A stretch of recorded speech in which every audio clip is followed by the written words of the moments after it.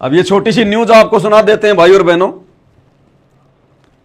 ये बहन आपको बताएगी एंकर कि हरियाणा के रोहतक में क्या था, मुख्यमंत्री क्यों आ रहा था, क्या सारा माजरा था। और आपको इसी में दिखाएंगे संत रामपाल जी के आश्रम में जो 700 बसें आई थी हरियाणा सरकार की तरफ से, हरियाणा रोडवेज आश्रम के चारों तरफ खड़ी हुई है आश्रम के सामने, वो भी दिखाएंगे। और जो दुनिया भर के यूट्यूबर है वो संत रामपाल जी के भक्तों का जो उस रैली में गए थे भगवान परशुराम की जयंती मनाने, उन भक्तों के इंटरव्यू भी आपको सुनाएंगे ताकि आपको पक्का यकीन हो कि हां आश्रम वाले गए थे।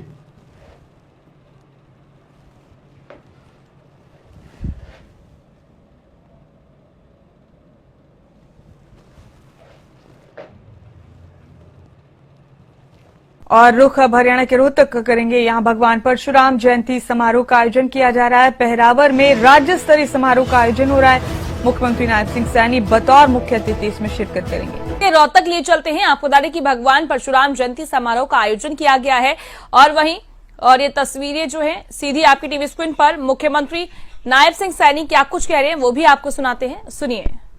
मैं प्रणाम करता हूं, मैं नमन करता हूं और आज ऐसे महापुरुष की जयंती को हम मिलकर के मना रहे हैं, जिसको मनाने के लिए हम सबका गर्व से सर ऊंचा होता है। क्या कह रहे हैं मुख्यमंत्री जी परशुराम की जयंती के ऊपर लोगों को संबोधित करते हुए कि ऐसे महापुरुष की जयंती आज हम सभी मिलकर मना रहे हैं। लपेट लिया काल ने सतलोक आश्रम मैनेजमेंट वालों को, जो हजारों की संख्या में गए थे वहां पर हरियाणा सरकार की बसों में बैठ बैठकर। क्या कह रहे हैं मुख्यमंत्री जी कि हम सभी कौन, सामने जो भी भीड़ है, वो चाहे जगत वाले लोग हों, चाहे बीजेपी वाले हों, चाहे सतलोक आश्रम से आए हुए अंध भगत हों, सबको लपेट लिया काल ने। एक भी माई के लाल की हिम्मत नहीं हुई कहने की खड़ा होके कि जी हम तो परशुराम जी की जयंती नहीं मनाया करते, हमें क्यों लपेट रहे हो। अगर कोई कह देता तो मुख्यमंत्री फिर सीधा बोलता, फिर क्या तेरे दादा का श्राद्ध निकालने आए यहां। अरे इस रैली में तुम सबको पता है कि परशुराम की जयंती मनाने आ रहा हूं मैं। अगर तुम सतलोक आश्रम वाले परशुराम की जयंती मनाने नहीं आए हो तो क्या तुम्हारे दादा परदादाओं के श्राद्ध निकालने आए हो क्या तुम यहां पर। भागो यहां से। अब बोलेगा कौन, काल ऐसे ठगता है। तो इस मुख्यमंत्री के माध्यम से काल ने सबको लपेट लिया कि हम सभी आज यहां महापुरुष परशुराम की जयंती मनाने के लिए एकत्रित हुए हैं। अब किसी भी सतलोक आश्रम वालों के द्वारा इस बात का विरोध ना करना, यह स्वतः जग जाहिर हो जाता है, काल की डायरी में लिखा जाता है कि भैया इसका मतलब आप सभी लोग परशुराम की जयंती मनाने में सम्मिलित हो। आश्रम वालों तुम्हारा भी सहयोग हो गया भगवान परशुराम की जयंती में।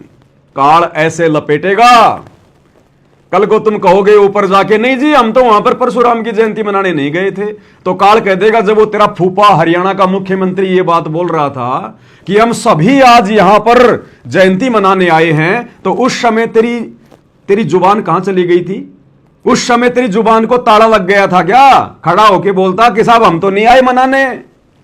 उस समय क्यों नहीं बोला। इसका मतलब तेरी सहमति हो गई, तूने समर्थन कर दिया उस बात का। ये काल ऐसे लूटता है भाई और बहनों, ऐसे ठगता है ये काल।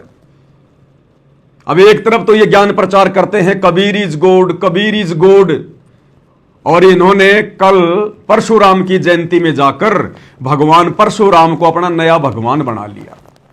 इसीलिए भाई और बहनों दास बहुत बार कहता है कि साध संगति से जुड़े हुए सत्सेवक भाई बहनों को छोड़कर जितने भी सतलोक आश्रम वाले हैं इनका कोई दीन धर्म नहीं है, इनको कॉमन सेंस भी नहीं है। कॉमन सेंस भी इनसे चाहे श्री राम की पूजा करवा लो, चाहे श्री रामपाल की पूजा करवा लो, चाहे इनको श्री राम की रैली में धक्के खिला लो, चाहे इनको श्री रामपाल जी की रैली में धक्के खिला लो, इनको कॉमन सेंस है ही नहीं। मर चुकी है इनकी नसें, काट चुका है काल।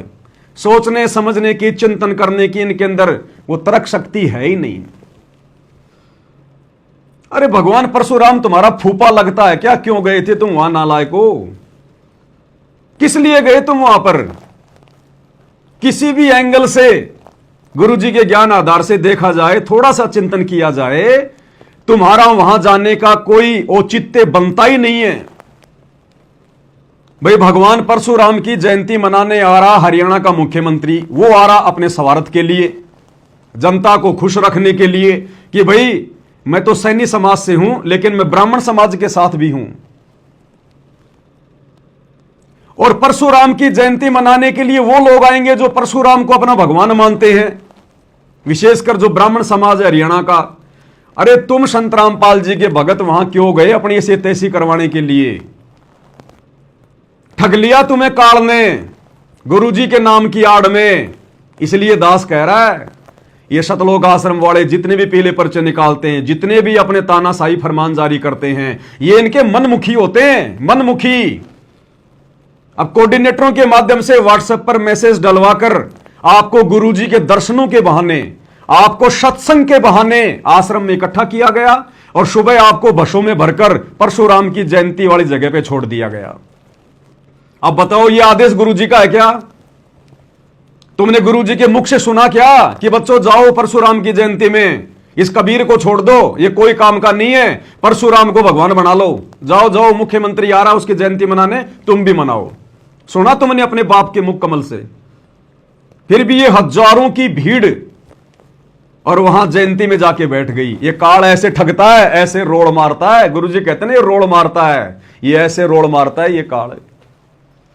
तो मुख्यमंत्री जी कह रहे हैं कि आज जितने भी लोग आए हैं यहां पर, हम सभी बड़े हर्षोल्लास के साथ में सारे शामिल होकर और भगवान परशुराम की जयंती मनाएंगे। मनाओ मनाओ आश्रम वालों, मनाओ मनाओ। आज की इस ऐतिहासिक शैक्षिक और कृषि की दृष्टि से अत्यंत महत्वपूर्ण ये जिला रोहतक के इस पावन पहरावर में हम सब आदि योद्धा, धर्म के रक्षक, न्याय के प्रतीक, आदि योद्धा, धर्म के रक्षक और न्याय के प्रतीक किसको कहा जा रहा है? परशुराम जी को। कौन? हरियाणा का सीएम। और सामने सुनने वालों की भीड़ किसकी? सतगुरु रामपाल जी की। आदि योद्धा। अरे मूर्खो, तुम किसकी महिमा सुन रहे हो? परशुराम की महिमा सुन रहे हो वहां पर मुख्यमंत्री के मुंह से। आदि योद्धा कौन है? आदि योद्धा अपनी आत्माओं के लिए आदि काल से युद्ध कौन कर रहा है? ये कबीर परमात्मा सतगुरु रामपाल जी भगवान। और तुम महिमा सुन रहे हो वहां पर परशुराम की झूठी कि आदि योद्धा महापुरुष। कौन है महापुरुष संसार में? एकमात्र केवल कबीर परमात्मा सतगुरु रामपाल जी। और न्याय की मूर्ति। कौन है न्याय की मूर्ति? इस गंदे लोक में न्याय है क्या? अरे कैसे तुम समर्थन कर रहे हो नालायकों? तुम कैसे सुन रहे हो इन कानों से?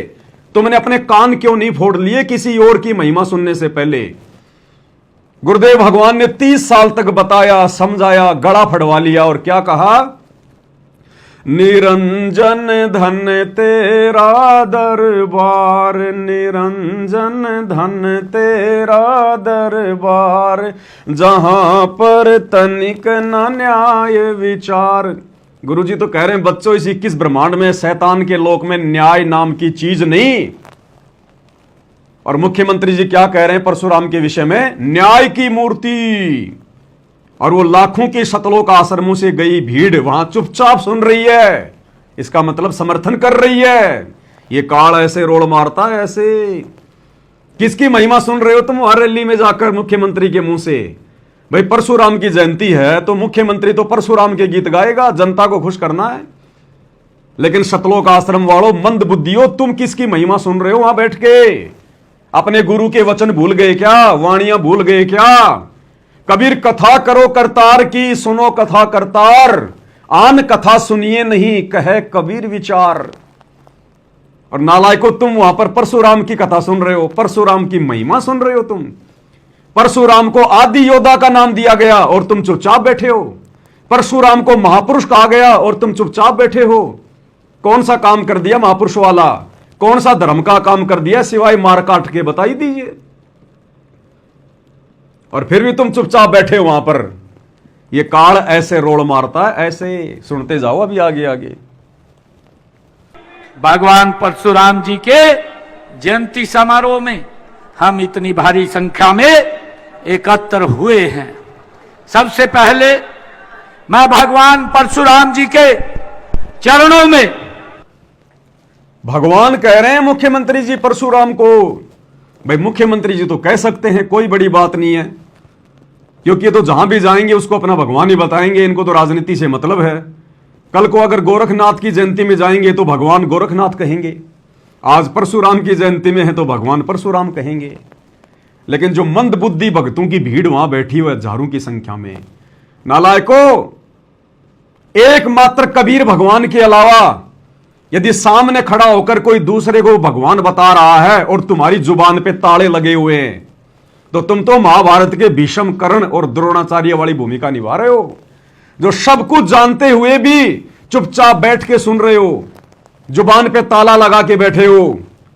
अरे तुम काहे के भगत हो? धिक्कार है तुम्हारी माताओं को जिसने 9 महीने तुम्हें अपने गर्भ में रखा। संत रामपाल जी ने 30 साल तक चिल्ला चिल्ला के बताया कबीर भगवान है, कबीर भगवान है, कबीर भगवान है। और तुम हरियाणा के मुख्यमंत्री की रैली में उसके मुंह से यह शब्द सुनने के लिए चले गए कि भगवान परशुराम है, भगवान परशुराम है, भगवान परशुराम है। दोगले इंसानों, कौन से नरक में जाओगे? अपने गुरु के साथ में गद्दारी कर रहे हो। 30 साल तक गुरु ने समझाया कबीर भगवान, तुम्हारे नहीं समझ में आई। आज मुख्यमंत्री कह रहा है परशुराम भगवान, बड़ी शांति से सुन रहे हो, बड़े प्यार से सुन रहे हो। तुम्हारे द्वारा परशुराम को भगवान कहने पर कोई विरोध ना करना, इस बात का यह प्रतीक माना जाता है कि तुम भगवान परशुराम के पक्ष में हो।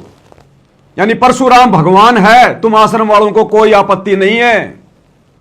इसलिए दास कहता है इन मंदबुद्धि आश्रम वालों से चाहे श्री राम को भगवान मनवा लो और चाहे कबीर को भगवान मनवा लो, चाहे परशुराम को भगवान मनवा लो, चाहे कबीर को भगवान मनवा लो, इनकी कॉमन सेंस वाली नसें समाप्त हो चुकी हैं। इन्हें पता ही नहीं है कि हमारे सामने थाली में गोबर रखा है या भोजन रखा है, इनको तो खाने से मतलब है। यह हालत हो चुकी है सतलोक आश्रम वालों की।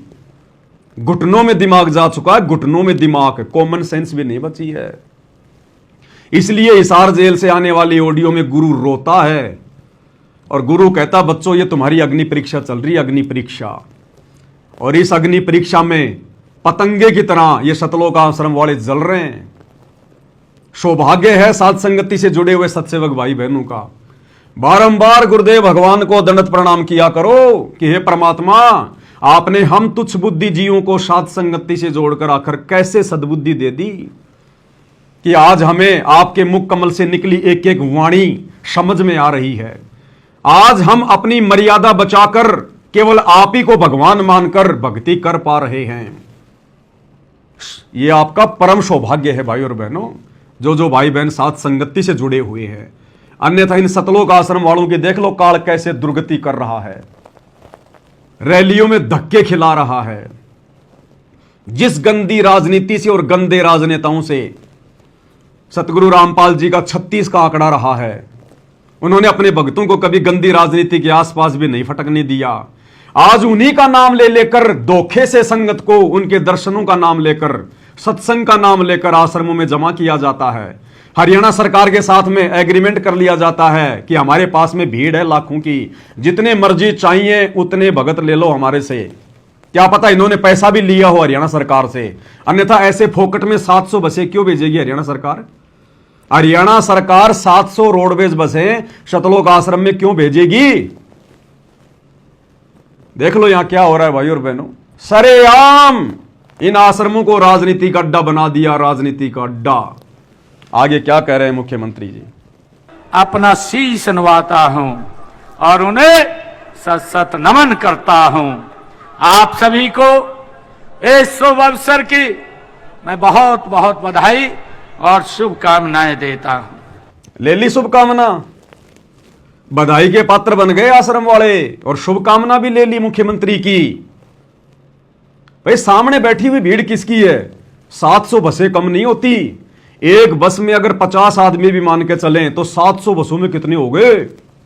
कोई हजारों की भीड़ वहां पर केवल सतलोक आश्रम वालों की। और मुख्यमंत्री जी सबको बधाई दे रहे हैं और शुभकामना दे रहे हैं। और ये मूर्ख भगत मुख्यमंत्री की शुभकामना ले रहे हैं, क्योंकि विरोध तो तुम कर ही नहीं रहे। विरोध तो तुम कर ही नहीं रहे कि साहब हम परशुराम जी को भगवान मानते ही नहीं, इसलिए हम आपके मुंह से शुभकामना क्यों ग्रहण करें, हम नहीं लेते आपकी शुभकामना। लेकिन बोल तो कोई माई का लाल रहा ही नहीं, सांप सूंघ जाता है सांप। तो मुख्यमंत्री जी शुभकामना दे रहे हैं, आश्रम वाले ले रहे हैं और परशुराम भगवान की महिमा सुन रहे हैं। बाढ़ में जाओ गुरुजी, बाढ़ में जाओ कबीर।